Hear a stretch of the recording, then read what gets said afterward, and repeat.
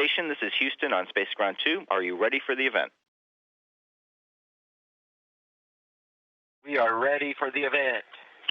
Tech Museum, this is Mission Control in Houston. Please call station for a voice check. Station, this is Tech Museum. How do you hear me? We've got you loud and clear. Welcome aboard the International Space Station.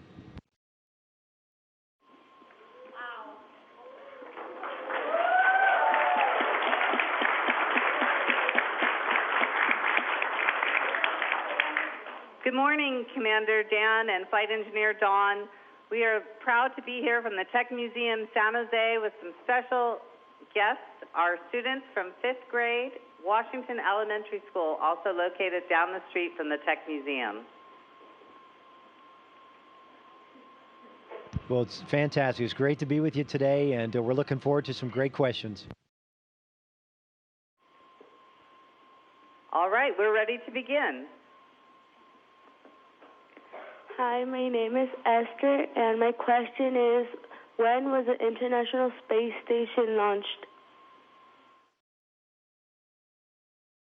Well, the first piece of the International Space Station was launched in November of 1998.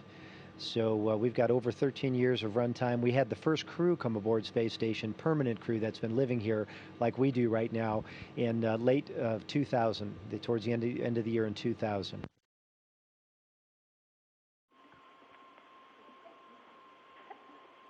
Hello, my name is Dana. My question is, what is the one thing you miss the most from Earth when you're at the ISS?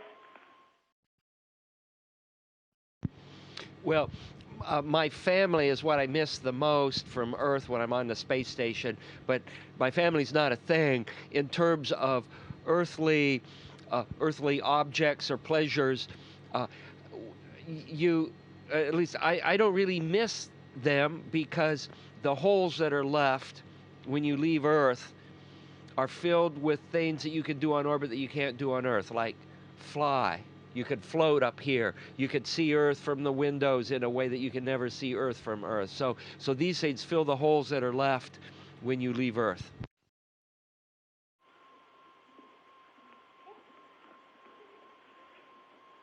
My name is Arandi, and my question is, who inspired you to become an astronaut and why?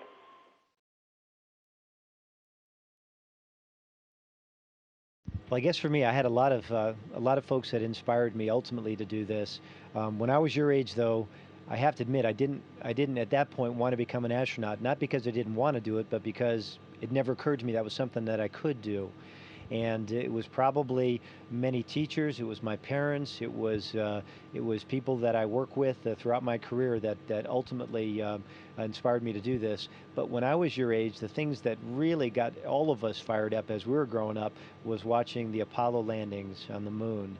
And from that point on, I was always interested in space, and had no idea that someday I would actually get a chance to fly here.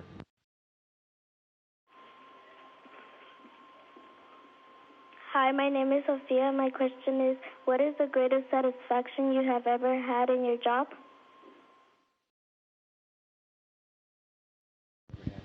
I think some of the greatest satisfactions you have here is completing a good day's worth of work. Whether that day's worth of work is doing a science experiment, or whether that day's worth of work is fixing something that's broken or doing maintenance. It's all good, and at the end of the day you can say, wow, what a day that has been.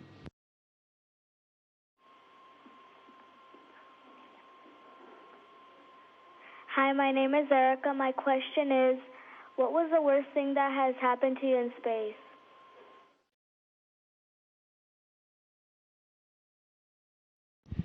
Erica, that's a really tough question. I really have a hard time thinking of too many bad things that have ever happened up here. I've been able to fly a couple times on a space shuttle, and helping to build the space station, and now I've been able to live here for several months already, and every day is wonderful. I guess one of the hard things to take is when it comes time to actually leave, because it is really a wonderful place to be. And when it comes time to come home, part of you just cannot wait to see your family. Part of you is also saying, gosh, I'm going to miss those views of Earth. I'm going to miss floating around on station. I'm going to miss doing the science.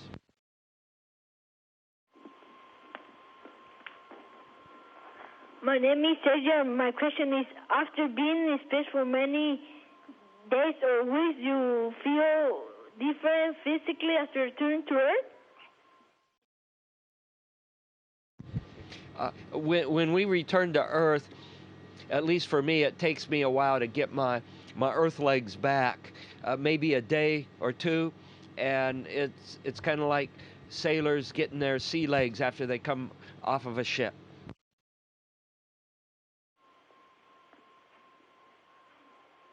Hello, my name is Hema. My question is, do you have internet in space, and can you take your iPods or iPads to space?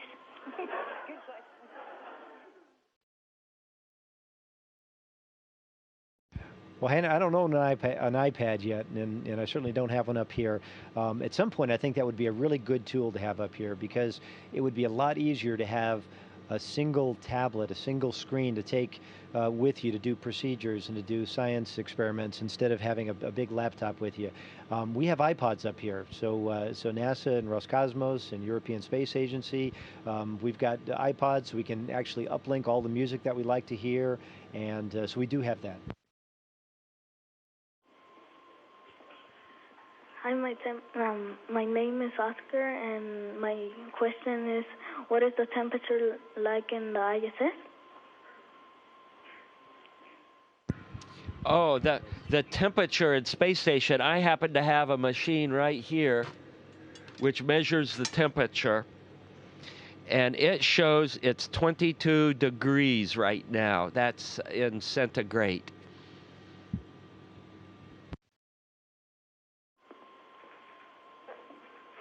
Hi, my name is Samantha, and my question is, how do you communicate with your families when you are in space? Well, Samantha, we can use email. We can talk to them almost like you would on with a telephone or a cell phone. We do that actually with our laptop computers, and so we can call home and talk to our families maybe a couple of times a day if we have enough free time. We can also talk to them and see them at the same time at least once a week. So we can actually get a picture of them on a laptop screen, and they can have a picture of us, and we can actually take them on a virtual tour, fly through the space station, and bring that laptop with us. But it's not like being home, but it's still pretty good just the same. My name is Daniel, and how and when does the ISS come back to Earth? Oh, space station is made to never come back to Earth, at least in one piece. What's going to happen is space station, we can continue to maintain it, occupy it, repair it, and refurbish it. And when it's time to move on to the next phase of our space program, space station as a whole will be deorbited, and it'll burn up in the atmosphere somewhere probably over the Pacific Ocean. Hello, my name is Francisco, and my question is going to the bathroom or taking a shower in space different than on Earth?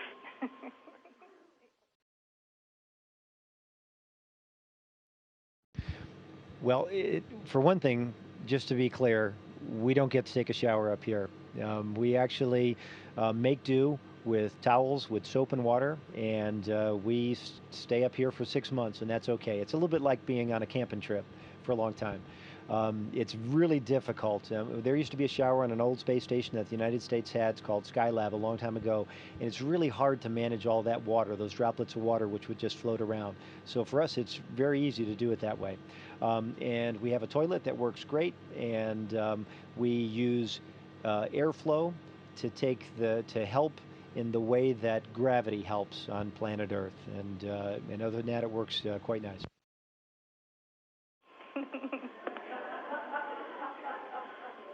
Hi, my name is Eduardo Escamilla, and my question is, what made you decide to become an astronaut? Oh, I was younger than you are. I was around 6 years old when John Glenn flew. And when I saw John Glenn fly, I thought to myself, that's something that I would like to do. And then I sort of forgot about that until I graduated from college after having taken math and science and engineering, these hard subjects that allow you to go in a technology-rich environment like a spacecraft and operate. And after I had math and science and engineering, then I realized I'm qualified to be an astronaut. And so I put in an application with NASA.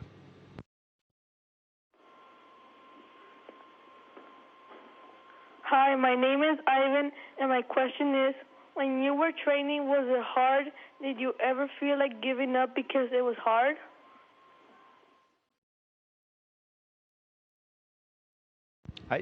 That's a good question, Ivan. I think there's a lot of times, when you're disappointed, things don't quite go as well as you'd like. You're practicing to do a spacewalk in the pool, and maybe you're having trouble with the tools or the spacesuit, or you're learning how to fly the airplanes that we train in, T-38s, and maybe you don't fly quite as well as you'd like to on a particular day.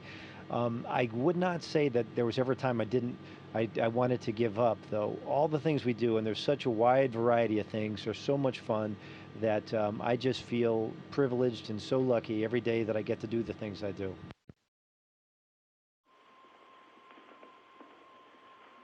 Hello, my name is Brian, and my question is, how do you guys feel floating around space?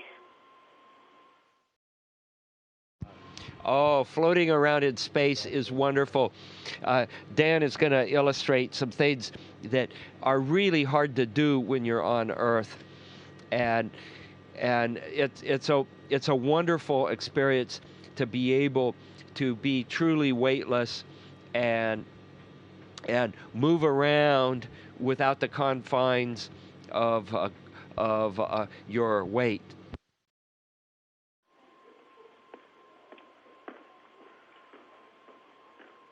Hi, my name is Antonio, and my question is, how do you exercise in space?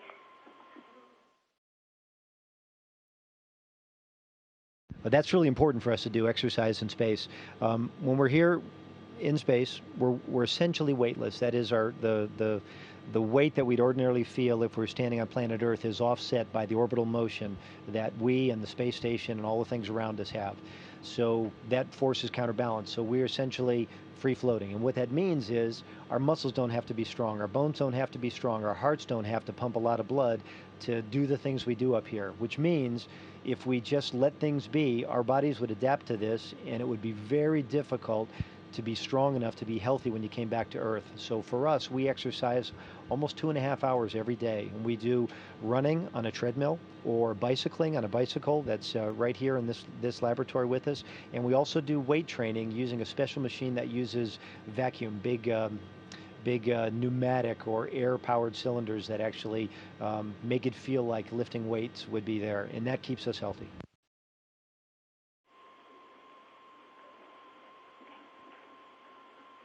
Hi, my name is Juan, and who or what inspired you to become an astronaut?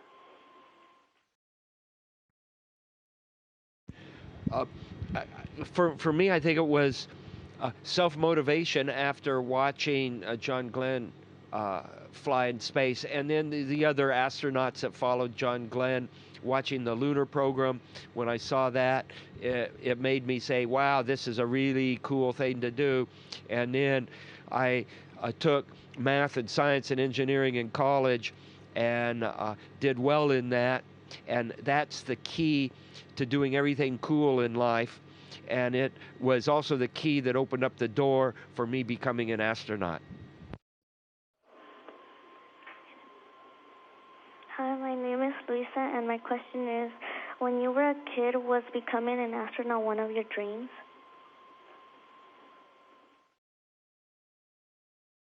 I think when I was a kid, I wanted to be an astronomer. The space-related thing that I was interested in was astronomy, and I also wanted to be a Coast Guard person who went out on small boats, Coast Guard small cutters, and rescued people on stormy nights and things like that.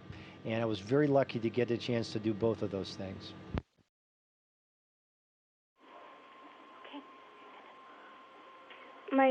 Hello, my name is Samantha, and my question is, what is your mission up in space? Our mission is to learn how to live and work in space and expand human knowledge on living and working in space. And at the same time, we do science experiments that can only be done up here and not on Earth.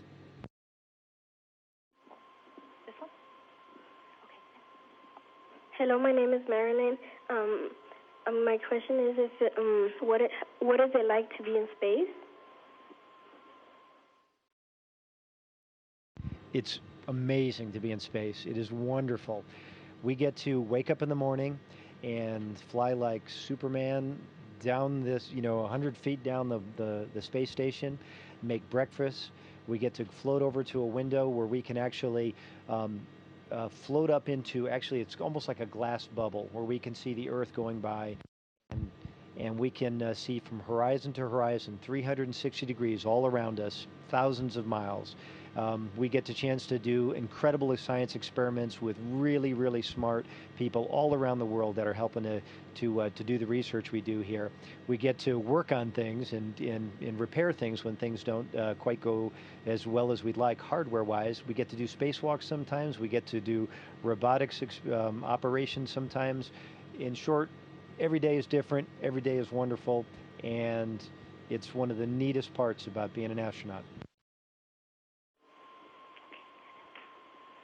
Hi, my name is Jonathan. Do you get to cook your favorite food in space?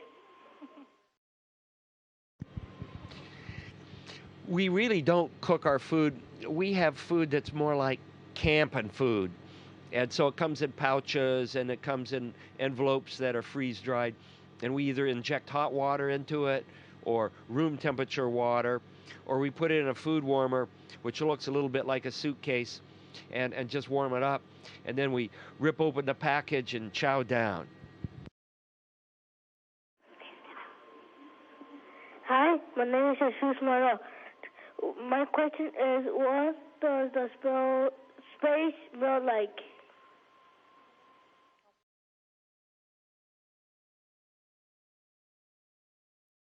I think the question was, what does space smell like? And correct me if I got that wrong. Correct. That's correct. What does, yes. Yes. Okay, that is correct. Okay, good. That's an interesting question, and it's something that I think a lot of people that have flown here before have noticed, and that is after you dock a space shuttle or a Soyuz spacecraft to space station, after you go outside and do a spacewalk, or somebody goes outside and comes back in, and you equalize the pressure difference between outside, which is nearly zero, and inside, which is like it is on planet Earth. You get a chance to smell something that's a little bit metallic smelling, a little bit oily smelling maybe, and there's some theories on what that actually is. And although we're flying in essentially the vacuum of space, where there's very, very little matter up here, there's still a little bit, and some of it is charged, and some of it actually causes potentially some reactions on the various materials that are outside. So our theory is that the smell of space, this oily metallic sort of smell, is probably associated with that. But it's very distinctive and it's very repeatable, and it doesn't matter whether you're in a shuttle, doing a spacewalk, or coming on a Soyuz, it's always pretty much the same. Very interesting though. Hi, my name is Eileen, and my question is, when you return to Earth, what are you planning to do next? When I return to Earth, we're going to have a fairly extensive period, a month or two of rehabilitation, and that's just getting your muscles and your cardiovascular system, your heart pumping blood, so it's used to being back on Earth again. So that's the first thing I'm going to do when I get back to Earth. And actually, the first thing I'm going to do when I get back to Houston is give my family a big hug.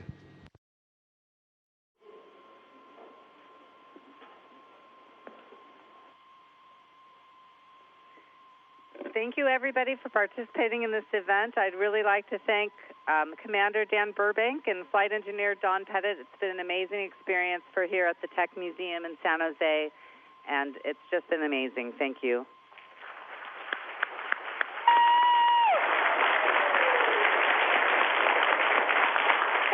lo que me quiere decir.